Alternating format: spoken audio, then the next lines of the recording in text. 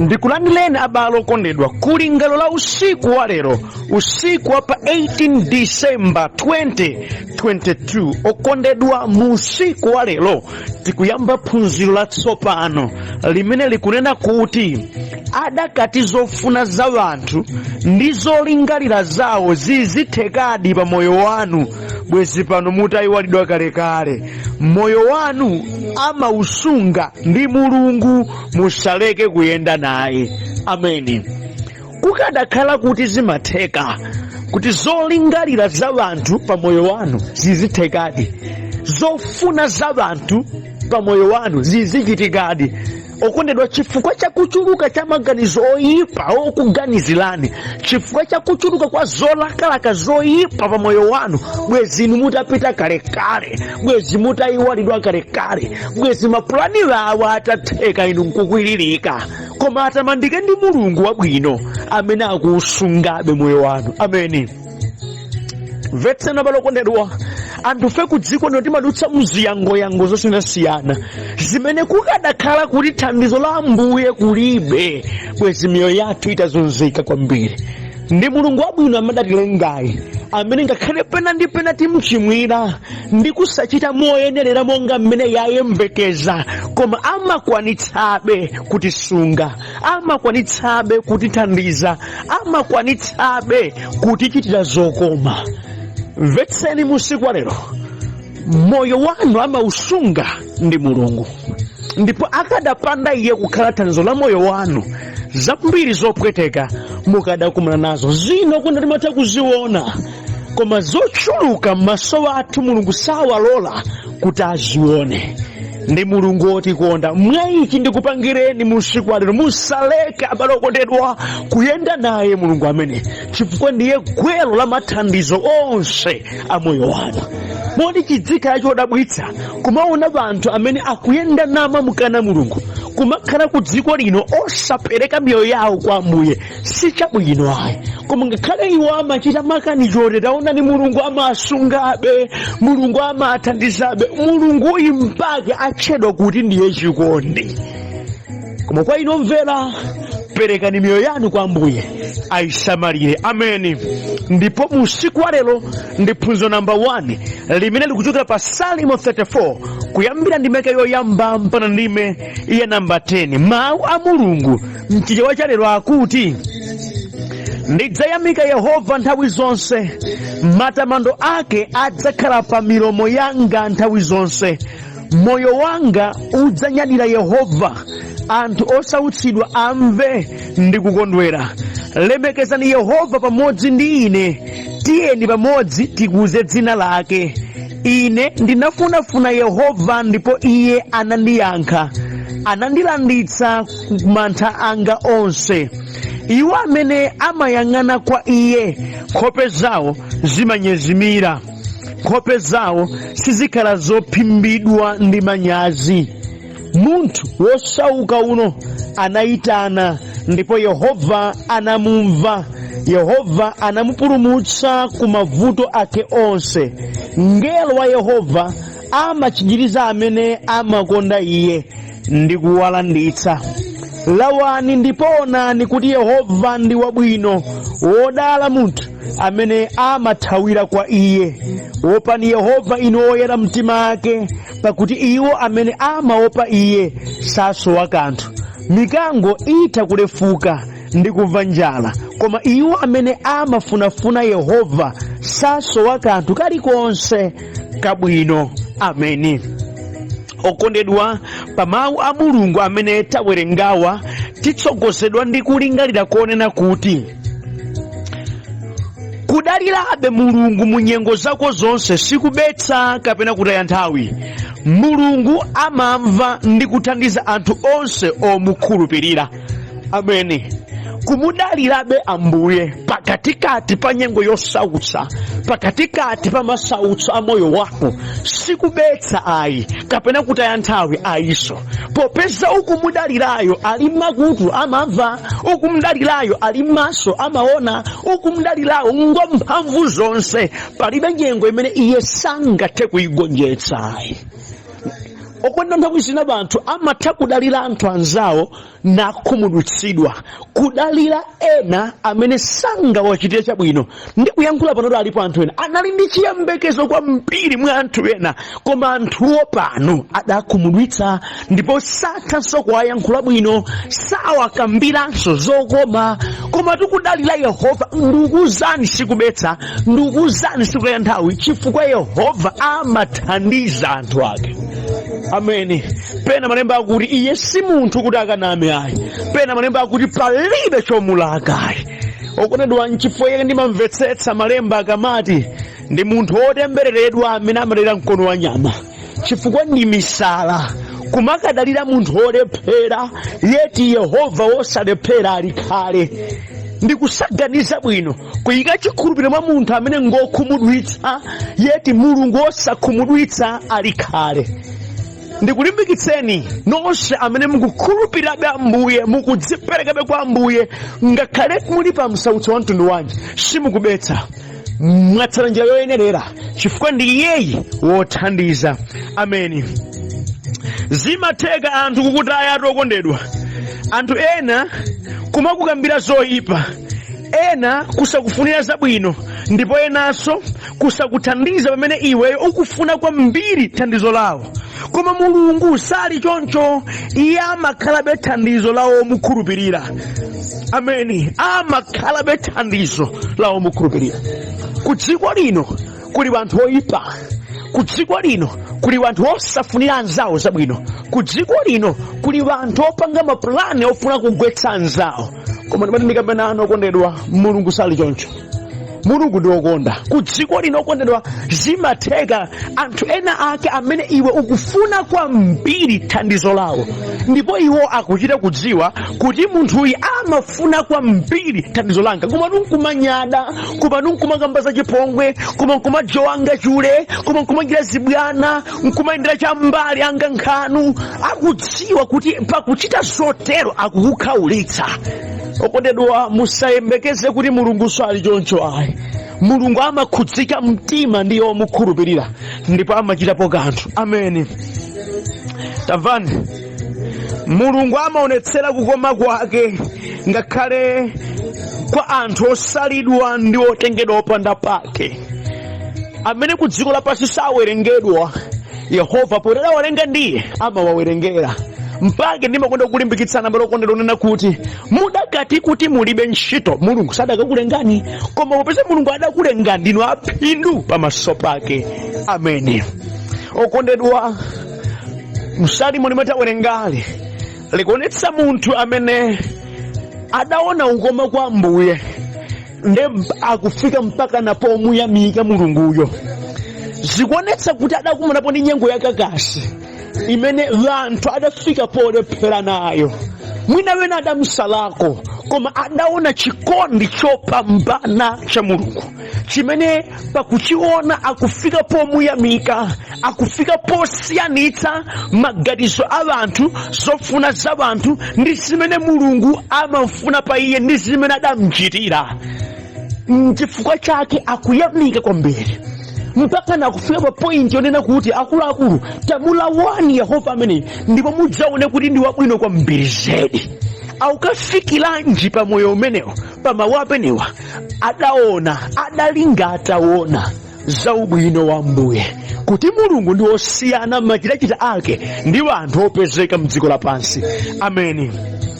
Andipana bwino kondedwa, mawu amenewa tiphunzamo zinthu zinayizi. Choyambirira, mukadzaona anthu akubokera poyamikira Mulungu, mudzadziwe kuti chilipo chimene Mulungu adawachitira, chimene mwina samayembekeza kuti nkuwachitikira iwowo. Chilipo. Ine ndikudziwa kuti alipo banthu amene amayamika kwa Ambuye za fegi mwa matama, izo ndimadziwa. Koma mukadzaona wena kuti sakunyada kupinda bondo, sakunyada kukweza manja, sakunyada kunena kuti Ambuye ndikutamandani, sakunyada kupereka chuma chawo kwa Ambuye, sakunyada kugwira ntchito ya Mulungu ndi kumtumikira ndi mtima wonse, okwenda mudziwe chilipo chidawapangitsa kuti atero. Kalipo kena kake kamene adaona mulungu atachitira. Amen. Akondedwa mukamaona ena akupita kutchalichi chilipo chifukwa chimene amapempherera. Mukamaona anthu akumvirira Mbuye ulemu wonse nkuyamba ayedzeka chilipo chimene mulungu adachita. Mukadzaona anthu okondedwa sakujomba pa nkhani ya pemphero chilipo chimene adaona mulungu atachitira. Ndipo mboni umenewo ndimatikuwuzeni sufafanizika. Ndipo mboni umenewo okondedwa munthu sautaya. Ndipo palibe munthu angamuletse kuchita chimene chikulibe.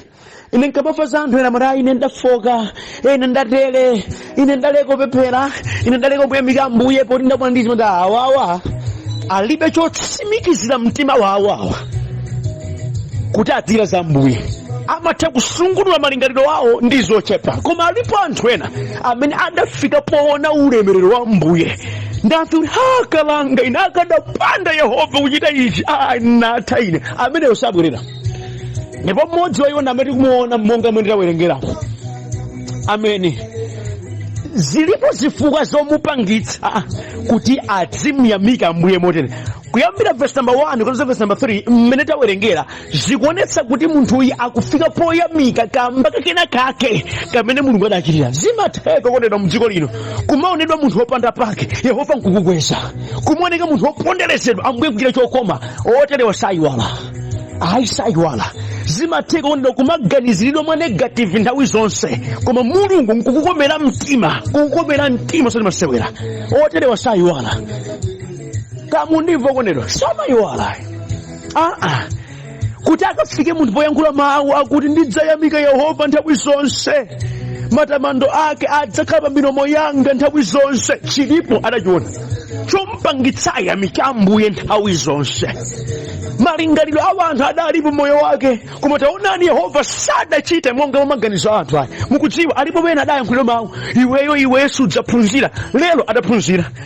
Iwe sudzakhala banja lero ali ndi banja. Sudzabereka iwe lero adabereka ali mwana. Sudzagwera ku galimoto lero ali galimoto. Yehova adachita chopambana. Malingaliro a anthu ku dziko lino sadatheke. Inde adakwanitsa kuyankhula, adakwanitsa kuyika mabloko, koma Yehova adachita maganizo ake. Moti moyo wawo wa lero simonga maganizo a anthu. Ndi umboni, ndi chionetsero cha ntchito yopambana imene mulungu adachita. Ena ndimati ndikuzeni adawuzira kuti iwe sungatumikire Yesu, sungakhale m'busa. Lero amenewo ndi abusa akulalikira. Yehova satengera malingaliro a anthu ake, amachita maganizo ake. Ndipo zindikira ichi amamuyamika mulungu. Amen. Amamuyamika mulungu. Ndipo nthawi zonse amadziwuza kuti maganizo a anthu sadzafanana ndi zolinga za mulungu. Ndikudziwa kondedwa kuti aliponso anthu ena amene ngakhale mulungu adawachita zabwino bwanji iwowo sayamika. Iwowo ngamwano amangola kwa chabe. Koma ndikukamba anthu pano amene amatha akaona zinthu nazindikira uyu ndi mulungu amatha kuyamika. Amen. Amayamika. Ndipo kulimbikira kwawo kwagona pakuti adaona kuti chauta straight, chauta direct ndi wopambana. Ndipo amawakonda ndithu saleka kumuyamika. Amen. Chachiwiri ndi chabalo kondedwa, pamene wina nyengo zake zamuthina, mpamene vanthu amaganizo oyipa amatengerapo mwayi wakuti amkaulitse munthuyo namchita chopweteka kuti adzikhalabe mnyengo zoterozo mpaka nakalekale, kapena kumpangira zonena kuti mavutowa azinkerankerabe kuti kulirako kudzichitikachitikabe. Ndimati ndikambenanu ndi ochepa wanthu amene amati akaona wina akusautsidwa namvera chisoni ndipo namuthandiza kuti achokemo m'mavuto wake. Ndi ochepa. Ambiri amaona vuto, amadziwa za vutolo, koma chimene amasankha nkunena mawu abodza. Tili limodzi koma palibe chimodzi chimene akuchita. Ayi ndikukhudzika nanu limodzi, koma iwowo akadya nyama winayo avutikabe. Ikumanena mawu ngati kuti achitapo kanthu koma osachitapo ata chimodzi. Koma tamvetserani, mulungu sali choncho ayi. Mulungu sali choncho ayi. Mulungu amathandiza. Alipo ena amati akaona vuto la anzawo mpamene iwo amakachita zoti mavuto munthuyo asamchokere akhalebe m'mavuto omwewo mpaka nakalekale, mpamene iwo amakaonjezera moto, kuwonyezera moto. Koma Yehova sali choncho ayi. aliponso ena okondedwa amene amanena kuti akazindikira kuti uyu wabwera kwa ine poti wapanikizika akufuna thandizo, nkumaonjezera kupweteketsa moyo wake okondedwa, kumkana, kumswaya, kumponya kutchire. Koma Yehova sali choncho. Tamvani pa verse number 3 mawu a Mulungu akunena kuti pa verse number 4, ine ndinafunafuna Yehova ndipo iye anandiyankha, anandilanditsa ku mantha anga onse.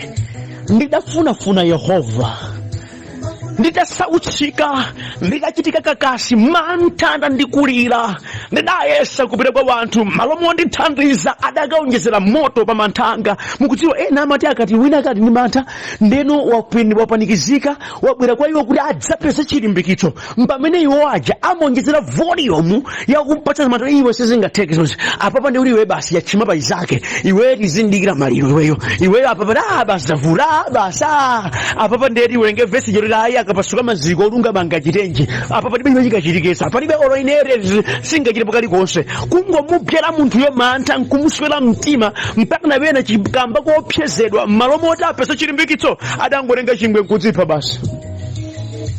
Koma tamvani ndi uthenga musiku wa lero, funafunani nkhope ya Yehova imene simakhumudwitsa.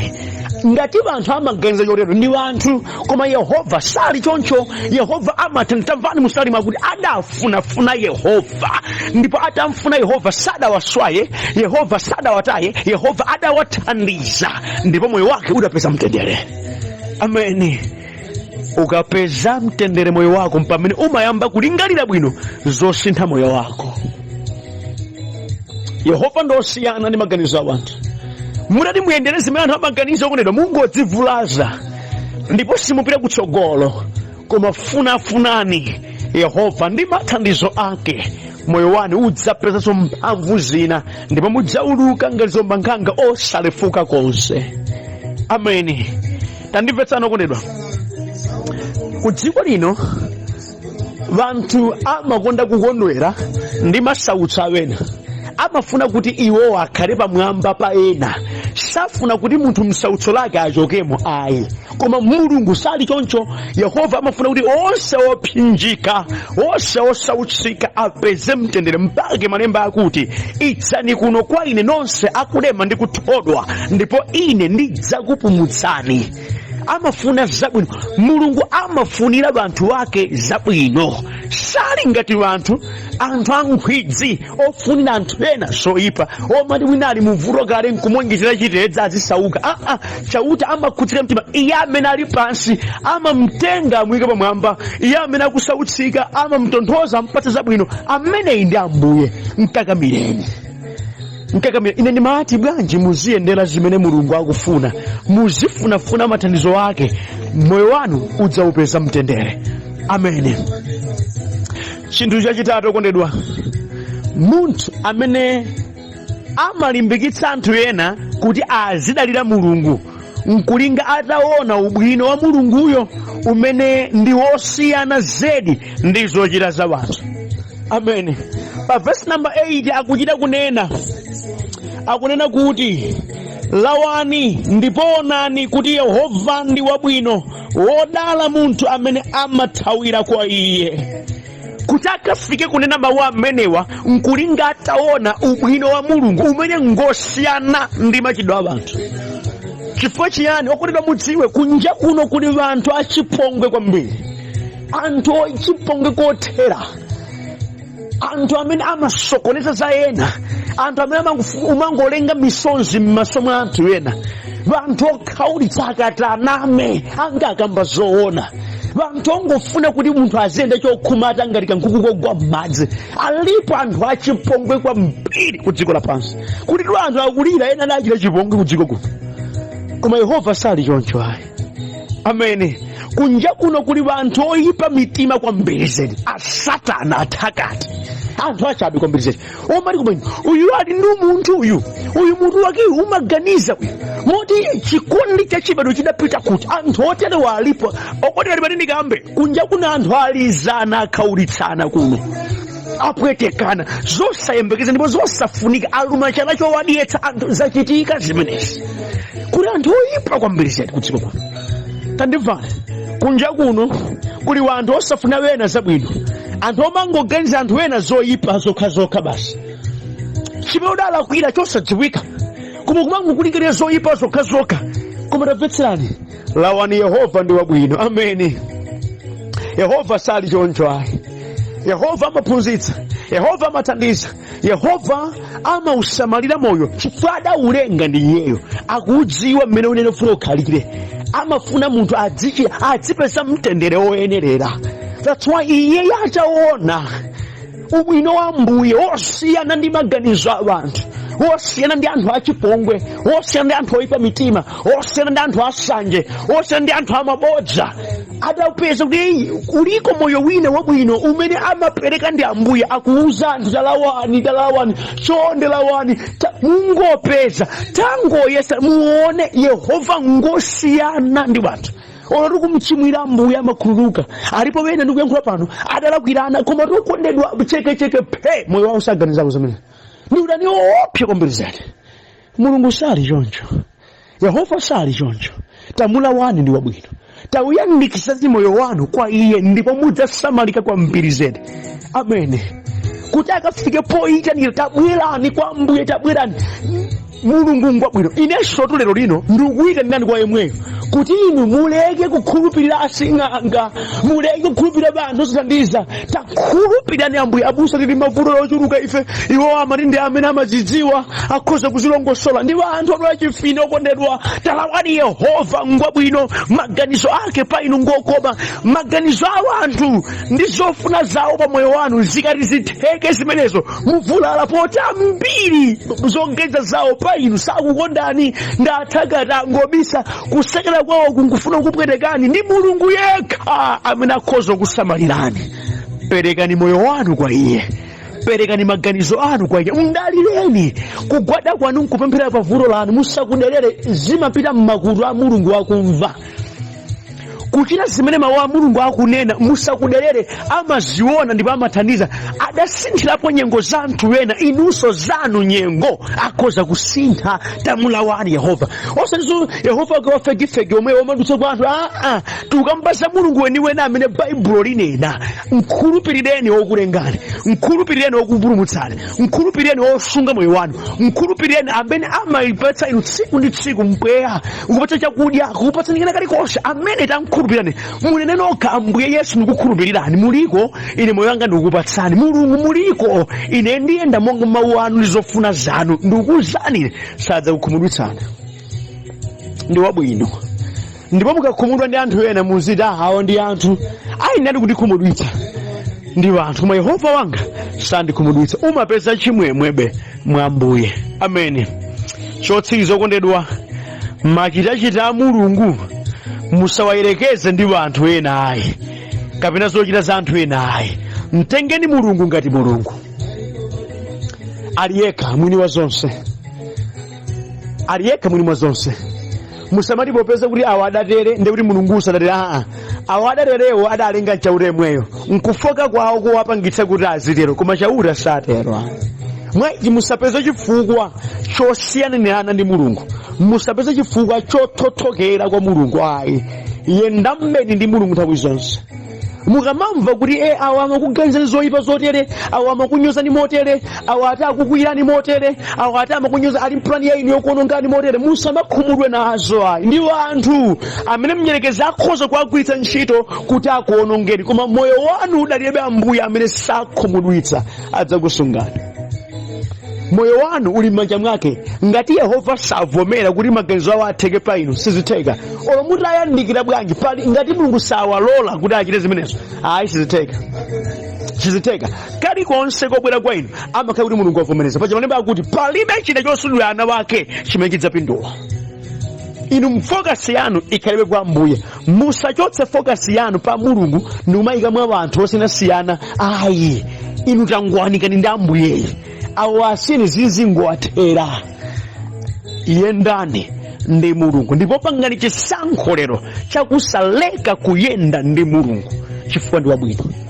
amene ndiye osunga moyo wanu, amene ndiye okupatsani kena kalikonse ka moyo wanu. Mukudziwa malemba akuti mikango imafika polefuka, imene imadziwa ndi yamphamvuyo imafika polefuka, koma iwo okhulupirira Mulungu salefuka konse.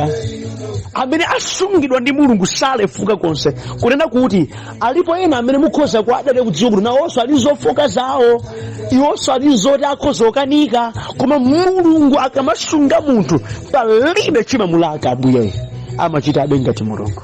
Ambuye akulimbikitseni ndi zimenezi kuti mudziwe malingaliro a anthu adakati azitheke bwezitolekale, koma timayendera malingaliro a Mulungu, tidziphatike kwa Mulungu amene usiku wabwino ndipo Ambuye akudalitseni. Amen.